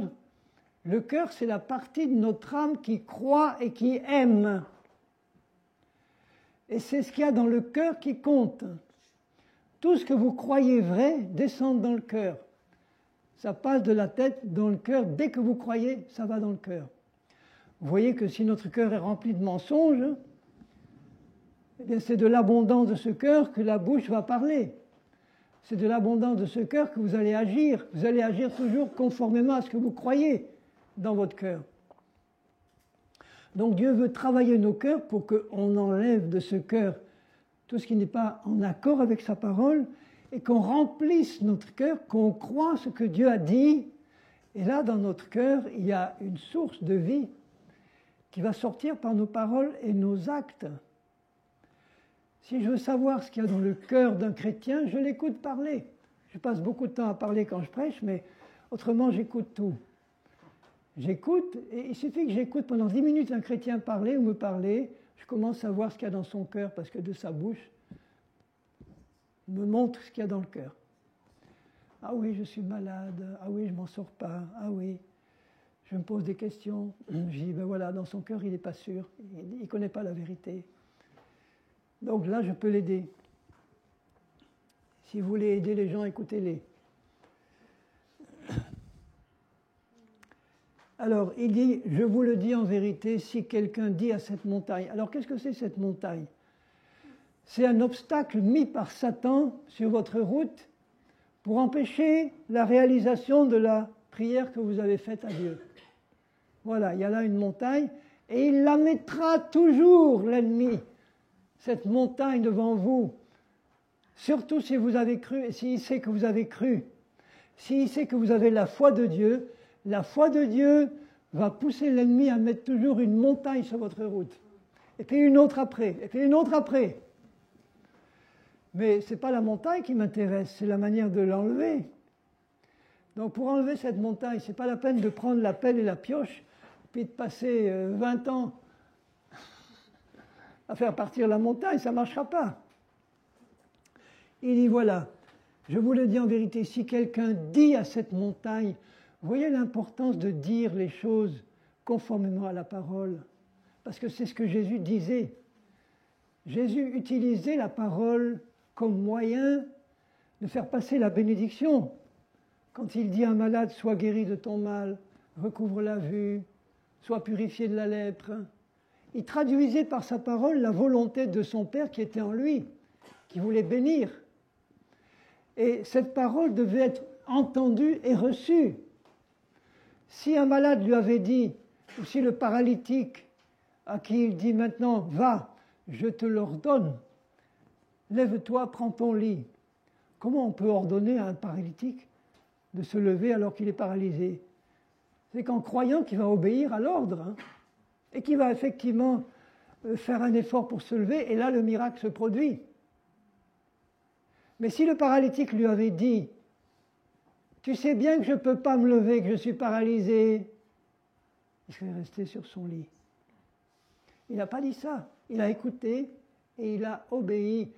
Tandis que si nous commençons comme des bons rationalistes que nous sommes en France, de dire oui, mais c'est pas logique qu'il me demande de me lever alors que je suis paralysé, il devrait savoir que je suis paralysé. Donc c'est pas possible que je me lève, parce que c'est pas possible de répondre à cet ordre-là. Eh bien, je serais resté dans mon lit. Tandis que si, écoutant la voix de cet homme qui n'était pas comme les autres, parce que quand on le voyait ou quand on l'écoutait, on voyait bien qu'il n'était pas comme les autres. Cette autorité, ce calme, cette paix, cette assurance, dit je te l'ordonne, lève-toi. Ah ça, c'est pas normal, ça. Personne n'aurait pu me parler comme ça si ça avait été un homme ordinaire. Donc s'il me dit ça, c'est que je peux le faire, alors je me lève. Et Dieu fait le miracle à ce moment-là. Parce qu'il y a une obéissance à l'ordre, à la parole qui est prononcée. Les Hébreux dans le désert, au mont Sinaï, ont entendu la voix de Dieu de leurs oreilles. Ils ont tout entendu. Ils savaient que Dieu, quand il les a amenés devant le Jourdain, voulait les faire passer dans ce pays. Dieu leur avait dit, je te donne ce pays, il est à vous, c'est votre héritage, allez-y, les ennemis qui y sont n'ont plus aucun pouvoir, ils n'ont plus de couverture, c'est moi qui suis avec vous pour vous donner la victoire, parce que je suis le Dieu Tout-Puissant. Et il a suffi qu'ils aillent voir à 12 les espions pour que 10 se laissent impressionner par les géants qu'il y avait, par les villes fortifiées. Ils se sont fait impressionner par ce qu'ils ont vu, au lieu de rester attachés à la parole de leur Dieu, comme Josué et Caleb l'ont fait. Ils ont dit non, on n'y arrivera pas, non, c'est pas vrai, non, finalement, Dieu n'a pas dit la vérité. Dieu ne s'est pas rendu compte de la difficulté finalement, mais Dieu n'a pas ouvert les yeux, lui. Ces géants-là, on est comme des sauterelles à leurs yeux, et à nos yeux aussi. Au lieu de dire maintenant, on a un Dieu avec nous, et devant notre Dieu, ces géants-là sont comme des sauterelles, tu entends? Ils n'ont plus aucun pouvoir. Allons-y, on va les avoir. Comme Josué et Caleb voulaient le faire. Donc ils ont entendu la parole et ils ont refusé de croire. Ça, c'est la chose la pire. Ils ont refusé de croire parce que les choses visibles étaient trop impressionnantes. Et les hommes ou les femmes de foi que Dieu nous appelle à être, ce sont des hommes et des femmes de foi qui ne tiennent aucun compte des choses visibles quand elles contredisent ce que Dieu a dit. Est-ce que vous avez bien compris? Je répète, Dieu veut que nous soyons des hommes et des femmes de foi qui ne tiennent aucun compte des choses visibles, impressionnantes, quand elles sont contraires à ce que Dieu a dit. Je ne vais pas dire j'en tiens pas compte, je les nie. Je ne peux pas nier leur existence, les géants ils existaient. Je ne peux pas nier les symptômes quand il y a une maladie. Je ne peux pas le nier. Mais ce n'est pas ça qui compte. Ce qui compte, c'est ce que Dieu a dit, et lui, il est tout puissant pour faire disparaître ces géants-là et cette montagne-là. Donc ce qu'il faut savoir, mes bien-aimés, c'est ceci. C'est que, quand vous avez trouvé une parole qui correspond à votre besoin, vous pouvez prier avec foi, vous serez entendu toujours et exaucé. Maintenant, on va commencer le bon combat de la foi, parce que c'est rare que la manifestation soit immédiate. Pourquoi c'est rare? Parce que nous arrivons à la fin des temps avec une telle charge d'incrédulité et de fausses doctrines, qu'il faut un certain temps pour que dans nos âmes, nous ayons de l'assurance, pour que tout ce qui est esprit de condamnation, de culpabilité, etc., soit ôté de notre âme par la compréhension de ce que Christ a fait. Ça, c'est important. Ça fait partie de l'assurance que nous pouvons avoir. Parce que je sais que pour ma part, quand j'ai compris, que j'ai commencé à comprendre ce que Jésus avait fait, qui était donc pour moi, acquis pour moi, je sais que j'ai eu à lutter dans mes pensées contre ce que l'ennemi essayait d'y envoyer, de dire oui, mais d'accord, Jésus a accompli ça, mais avec ce que tu as fait, tu n'es pas vraiment digne de le recevoir. Tu n'es pas digne de recevoir. Tu en as trop fait pour...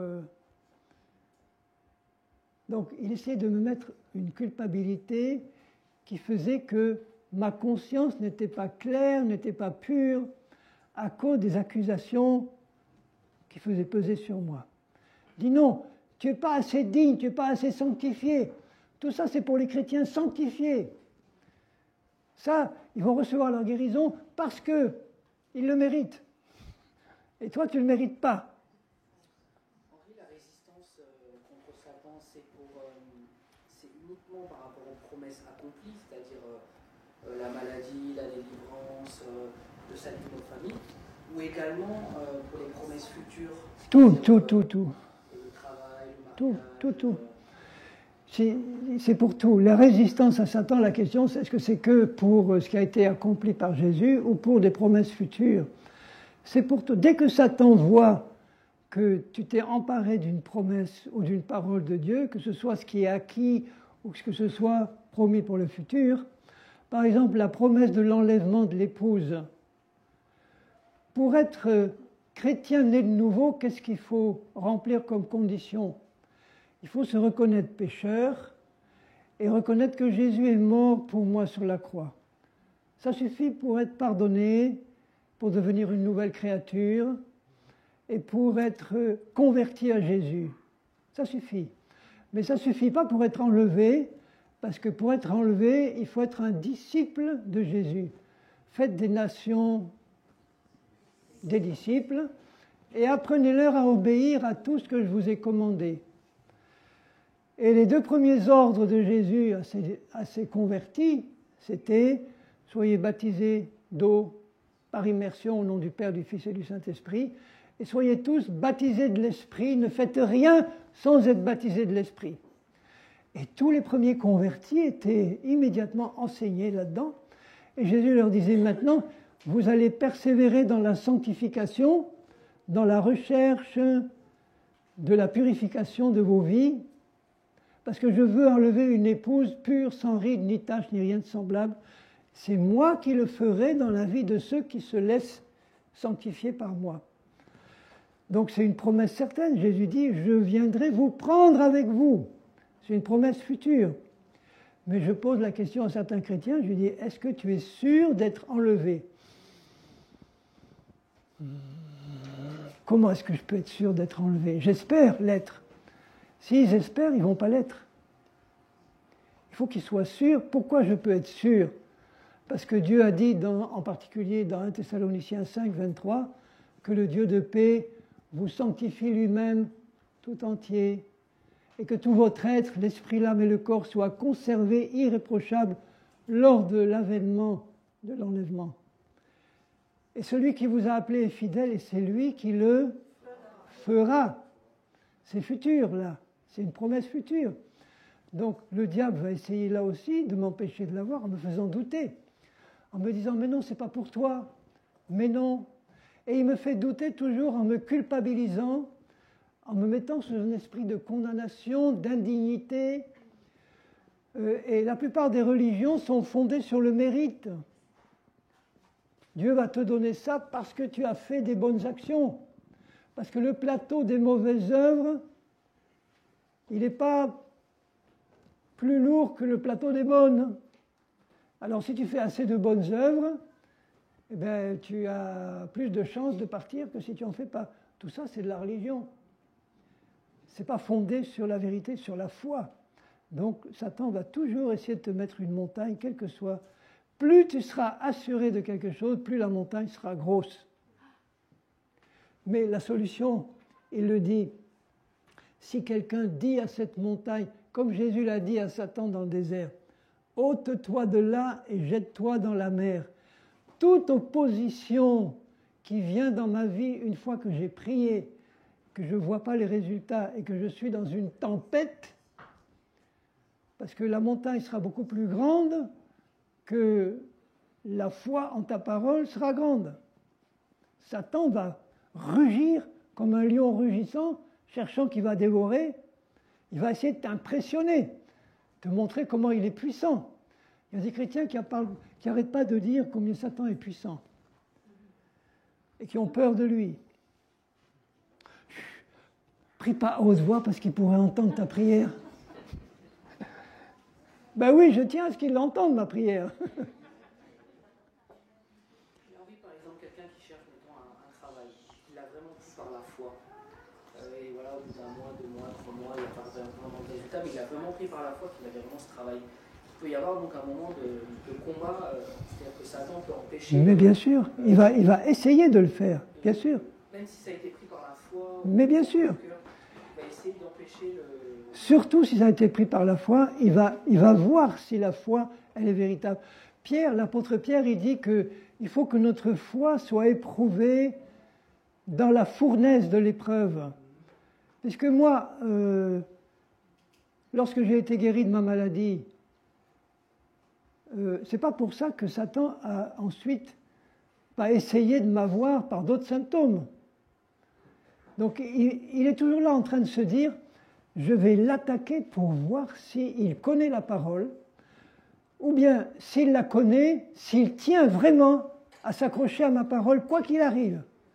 Donc, dans sa pensée, il va dire, je vais faire le maximum pour que je vois moi s'il tient.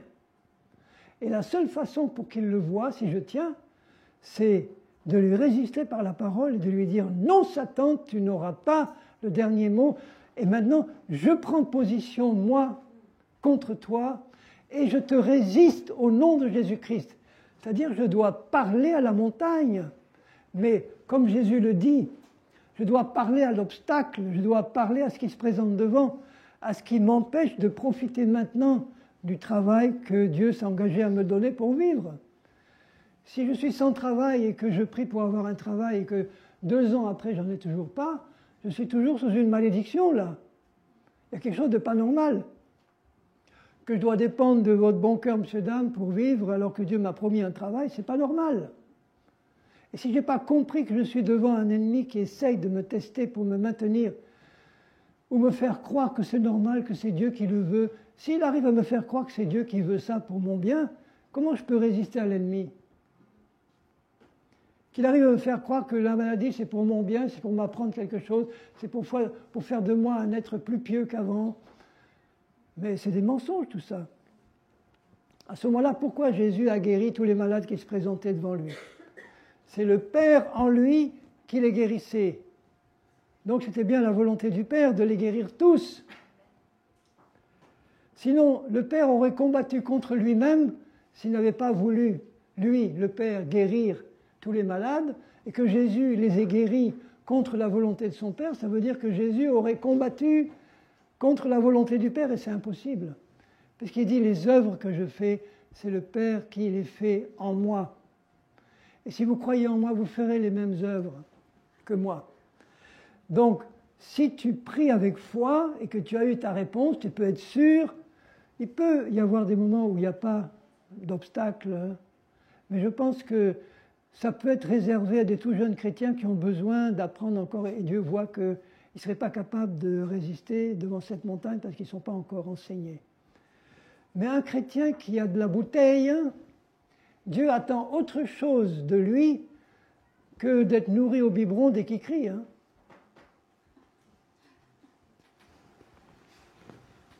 Il attend qu'il se nourrisse lui-même de sa parole. Alors, si l'obstacle est là, il me dit ceci. Si tu dois dire à cette montagne, ôte-toi de là, jette-toi, ça veut dire que je dois parler à l'obstacle et surtout à l'esprit qui est derrière.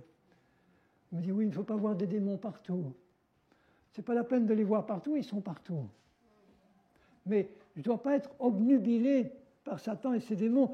Je dois le combattre à partir d'une position de victoire en Christ. Si je parle à la montagne, c'est que je dois être convaincu qu'elle va m'obéir au nom de Jésus. Parce que je lui parle au nom du Seigneur. Aujourd'hui, par exemple, les femmes sont admises dans la police. Donc j'ai pu voir un jour dans une rue, j'ai vu un couple de policiers. Lui, l'homme, c'était une baraque impressionnante. Et à côté, il avait une petite femme, beaucoup plus malingre que lui. Mais les deux avaient le même uniforme. Donc la femme se serait mise là devant la route et aurait étendu la main. Un 35 tonnes se serait arrêté aussi bien que pour le grand fort policier. Pourquoi ? Parce qu'ils ont la même autorité, la même uniforme, et il y a toute la loi derrière eux qui va confirmer ce qu'ils vont dire ou faire. Et si nous, chrétiens, nous savons que quand Christ a reçu tout pouvoir après sa résurrection, il a immédiatement délégué cette autorité à son Église. Tout pouvoir m'a été donné, et il ajoute, maintenant voici les miracles qui accompagneront ceux qui ont cru. En mon nom, vous chasserez les démons. Il n'a pas dit, si vous êtes attaqué par un démon, priez le Père en mon nom et il va les enlever. Il ne fera jamais ça. Donc si vous avez une montagne devant vous et que vous priez Dieu de l'enlever, il ne l'enlèvera pas. Vous entendez ce que je dis ? Si vous ne prenez pas autorité au nom de Jésus pour lui dire à cette montagne ce qu'il faut qu'elle fasse, vous lui dites ce qu'il faut qu'elle fasse. Ôte-toi de là, jette-toi dans les ténèbres d'où tu viens. Mais la condition, c'est qu'il ne doute pas dans son cœur, mais qu'il croit que ce qu'il dit arrive. La clé, elle est dans le cœur. Si la parole de Dieu est incrustée dans ton cœur, et que tu sais que tu parles exactement avec la même autorité que si Jésus parlait, parce que tu parles en son nom. Jésus n'a pas dit à Satan dans le désert, au nom de Jésus, va-t'en, évidemment, il était Jésus, il a fallu qu'il parle, c'est tout. Mais nous lui disons, au nom du Seigneur Jésus, montagne, obstacle, malédiction, quoi que ce soit qui vient là, que je discerne que ce n'est pas normal, que je discerne que ce n'est pas la volonté de mon Dieu, au nom de Jésus, allez, retire-toi et retourne dans les ténèbres d'où tu es venu, au nom du Seigneur Jésus. Mais si je le dis, alors que dans mon cœur, je suis en train de me dire, j'espère que ça va marcher. Et si ça ne marche pas, qu'est-ce que je vais faire ? Satan le voit immédiatement et il ne bouge pas. Et comment je peux avoir de l'assurance dans mon cœur ? En sachant que la parole qu'il m'a donnée, elle est pour moi. La promesse qu'il m'a donnée, elle est pour moi. Le fait accompli par Jésus, il est pour moi, pour nous tous.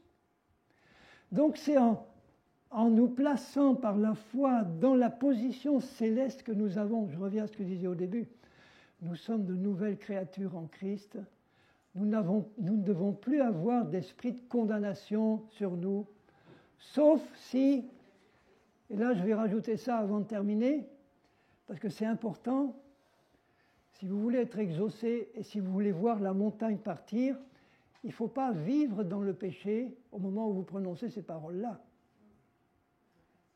Parce que si on vit dans le péché en le sachant, est-ce que vous croyez que notre conscience va être pure à ce moment-là ? On va être condamné par notre propre conscience. L'ennemi va en profiter pour nous condamner aussi. C'est pour ça qu'avant de partir, non, je vais finir de lire ce qu'il dit dans... C'est pourquoi je vous dis tout ce que vous demanderez en priant. Alors je peux soit le demander à Dieu quand il s'agit d'une promesse, soit l'exiger, puisque le même verbe grec veut dire à la fois demander à Dieu ou exiger de quelqu'un. Donc j'exige rien de Dieu, j'exige de Satan. Donc c'est une prière, c'est pas une prière qui est adressée à Dieu, c'est un ordre qui est adressé à Satan. Croyez que vous l'avez reçu dans l'invisible et vous le verrez s'accomplir. Croyez que quand vous avez dit à la montagne au nom de Jésus, pars et jette-toi dans la mer, et tant qu'elle est là devant moi, je vais répéter cet ordre jusqu'à ce que je la voie partir. Et je vais le répéter avec... Normalement, elle doit partir dès le premier ordre si je suis vraiment dans la foi. Mais si je ne la vois pas partir immédiatement, je ne vais pas me décourager en me disant « Ah, je l'ai dit une fois et ça ne marche pas ». Je vais dire « Bon, je ne veux pas savoir ce qui se passe, je veux simplement continuer à m'approcher de Dieu pour qu'il purifie mon âme, mon cœur, de tout ce qu'il pourrait y avoir comme doute, même inconscient là-dedans. Des choses qui peuvent rester au fond. Je fais souvent cette prière. Toi, tu connais le fond de mon cœur, Seigneur. Toi, tu peux voir dans le fond de mon cœur des choses qui sont au niveau subconscient ou inconscient, qui pourraient être des craintes, des doutes. Seigneur, je veux travailler avec toi pour que tu élimines, fais venir à la lumière les choses qui pourraient être enfouies dans mon cœur. Et parfois, le Seigneur peut permettre que dans une épreuve, c'est pas lui qui envoie certaines épreuves, c'est l'ennemi, hein, mais dans l'épreuve qu'il m'a envoyée, je vois sortir ce qu'il y a au fond de mon cœur. Et Dieu peut permettre certaines épreuves dans ma vie, mais ce ne sont pas des maladies, des malédictions, ce sont des épreuves comme pour les Hébreux dans le désert. Ils n'avaient pas d'eau à boire, ils n'avaient pas de caille à manger, ils n'avaient que cette misérable manne à manger, ils avaient de l'eau, elle était salée. Donc Dieu attendait de voir dans l'épreuve ce qu'il y avait au fond de leur cœur. Et quand ils étaient confrontés à l'épreuve, qu'est-ce qui sortait de leur cœur? C'était les récriminations, les doutes, les craintes, les machins. On ne va pas y arriver, qu'est-ce qui va se passer? Donc c'est très utile d'être dans une épreuve pour se rendre compte de ce qui sort de nos cœurs, dans nos paroles, dans nos pensées. Et mon travail avec Dieu, c'est de travailler avec lui pour que mon cœur ne soit rempli que de la vérité de sa parole. Et ça ne peut pas se faire tout seul, ça se fait en méditant sa parole, en priant que Dieu me donne un esprit de sagesse et de révélation dans sa connaissance, qu'il ouvre les yeux de mon cœur pour que je sache ce qu'il y a dans mon héritage, tout ce que Christ a accompli. Et si je vis dans le péché au moment où je prie, je peux être exaucé, puisqu'il y a des pécheurs qui ont été exaucés. Mais le problème pour moi, c'est que si je vis consciemment dans un péché conscient et que je n'ai pas reconnu et confessé, ma conscience ne va pas être pure. Elle va être chargée. Et je ne vais pas être dans la foi suffisante pour m'emparer des promesses, parce que j'aurai une conscience qui m'accuse. Et là, je vais terminer pour ce matin avec ce verset de la première épître de Jean, toujours. Dans 1 Jean 3, à partir du verset 18, 1 Jean 3, 18, « Petits enfants, n'aimons pas en parole avec la langue, mais en action avec vérité. » Il revient au centre de l'Évangile, c'est-à-dire tu aimeras Dieu de tout ton cœur, de toute ton âme, et tu aimeras ton prochain comme toi-même. Tout est dans l'amour véritable de Dieu. Par là, par l'amour, nous connaîtrons que nous sommes de la vérité, et nous rassurerons nos cœurs devant Dieu. Nous rassurerons nos cœurs parce que nous sommes dans l'amour, parce que nous aimons ceux qui nous font du mal, parce qu'on n'a pas de haine, d'animosité contre ceux qui nous traitent injustement, parce qu'on pardonne, parce qu'on prie pour eux, parce qu'on leur fait du bien, parce qu'on laisse sortir de nos vies l'amour que Dieu nous a donné lui-même et qu'il a déversé dans nos cœurs. Car si notre cœur nous condamne, Dieu est plus grand que notre cœur, ça veut dire Dieu voit si tu te condamnes à raison ou à tort. Les gens qui sont très scrupuleux et qui sont un peu religieux, ils vont avoir tendance à se condamner tout le temps alors que Dieu ne les condamne pas. Mais quand même, s'ils se condamnent, ils ne sont pas dans la foi.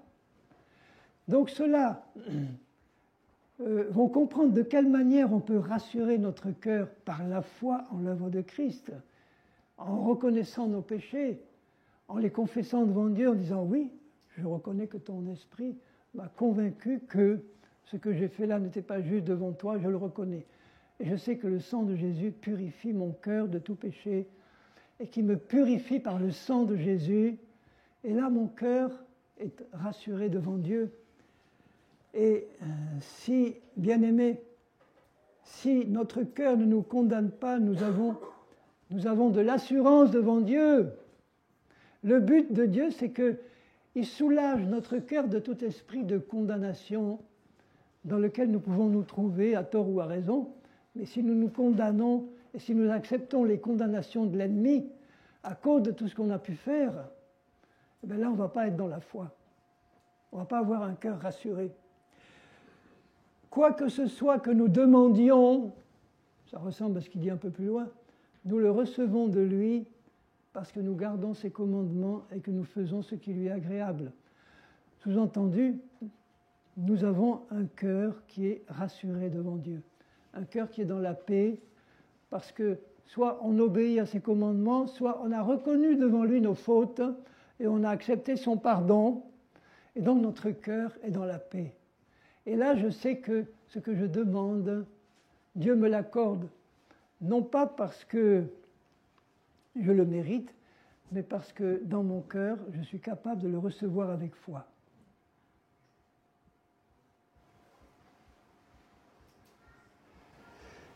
Bon, Seigneur, la première moitié de notre journée d'enseignement est passée.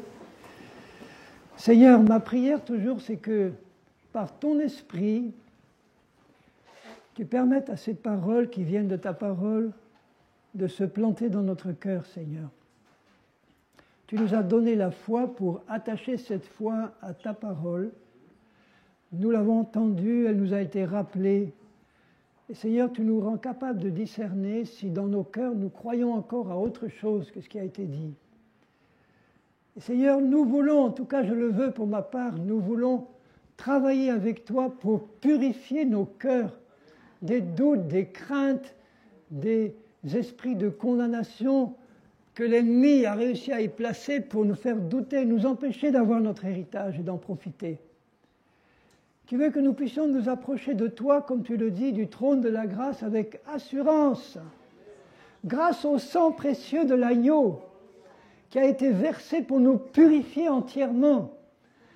Seigneur, que nous ayons toujours sous nos yeux la grandeur du sacrifice de Jésus qui est suffisant, qu'il a accepté de prendre dans son corps toutes nos iniquités, tous nos péchés, sans aucune exception, et y compris les malédictions qui accompagnaient ce péché, et que nous pouvons maintenant nous trouver, parce que nous l'avons confessé devant toi, que tu nous as convaincus par ton esprit et ta parole, nous pouvons nous présenter devant toi comme si nous n'avions pas péché, grâce au précieux sang de Jésus. Et que quand nous approchons de toi avec cette assurance, Seigneur, nous avons aussi l'assurance que tu nous entends, parce que ce que nous demandons, ça correspond à ta parole. Tu nous as donné tellement de promesses, Seigneur. On va avoir quelques-unes cet après-midi, mais tu nous as donné tellement de promesses sur lesquelles nous pouvons nous appuyer. Nous savons que tu es un Dieu qui aime bénir, qui aime guérir, qui aime délivrer, qui aime remplir de sa connaissance ceux qui s'approchent de lui humblement. Alors Seigneur, nous ouvrons tous nos cœurs devant toi. Nous t'ouvrons nos cœurs, nos âmes, nos vies tout entières. Nous t'offrons tout ce que nous sommes, Seigneur, et nous te disons avec confiance, fais de nous ce que tu veux. Mais remplis-nous de ta connaissance. Remplis-nous de la connaissance de la vérité. Remplis nos cœurs de la connaissance de la vérité. Et utilise-nous sur cette terre comme des instruments de ta justice, Seigneur. Et comme des hommes et des femmes qui vont aussi être capables de piétiner les œuvres de Satan, de les détruire au nom de Jésus, de libérer les captifs au nom de Jésus, de guérir les malades au nom de Jésus, et même de ressusciter les morts au nom de Jésus, de faire les mêmes œuvres que toi, Seigneur, parce que là, nous allons glorifier notre Seigneur Jésus, et au travers de lui, nous allons glorifier notre Père dans le ciel. Béni sois-tu, notre Dieu, au nom de Jésus-Christ. Amen. On va passer un bon...